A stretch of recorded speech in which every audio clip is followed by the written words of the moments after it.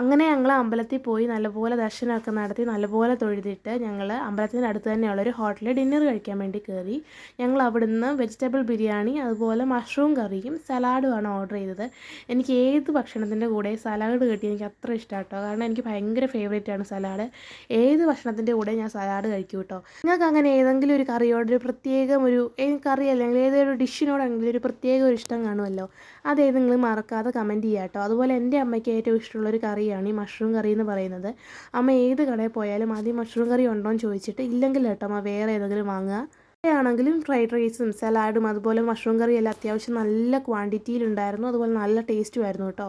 അങ്ങനെ ഫുഡെല്ലാം കഴിച്ചിട്ട് ഞങ്ങൾ കുപ്പിവെള്ളം വാങ്ങാൻ വേണ്ടി പോയി. നമ്മൾ ഈ തമിഴ്നാട് കർണാടക ആ ഒരു പ്രദേശത്തേക്ക് പോകുമ്പോൾ ഏറ്റവും കൂടുതൽ കാണാൻ കുപ്പിവെള്ളമായിരുന്നു. പക്ഷേ ഞങ്ങൾക്ക് വാങ്ങാൻ പറ്റിയില്ല കേട്ടോ. നമ്മൾ ഉദ്ദേശിച്ച ആ ഒരു പ്രൈസ് റേഞ്ചിലല്ലായിരുന്നു. അതുകൊണ്ട് ഞങ്ങൾ വാങ്ങിയില്ല. അവിടുന്ന് ഞങ്ങൾ ഹോട്ടലിലേക്ക് പോകാൻ നേരം ഭയങ്കര മഴ പെയ്തു കേട്ടോ. ഭയങ്കര മഴ പെയ്തെന്ന് വെച്ചാൽ നല്ല മഴയായിരുന്നു. ഞങ്ങൾ വന്ന ആ ടൈമിൽ നല്ല ഒരു രാവിലെ ആയാലും ഇപ്പോഴായാലും നല്ല മഴയുണ്ടായിരുന്നു കേട്ടോ. ഞങ്ങൾ താമസിക്കുന്ന ഹോട്ടലും അമ്പലവുമായിട്ട് വലിയ ദൂരമില്ലായിരുന്നു കേട്ടോ. അതുമല്ല ഞങ്ങൾ ഫുഡ് കഴിച്ച ഹോട്ടലും അത്യാവശ്യം അടുത്തായിരുന്നു.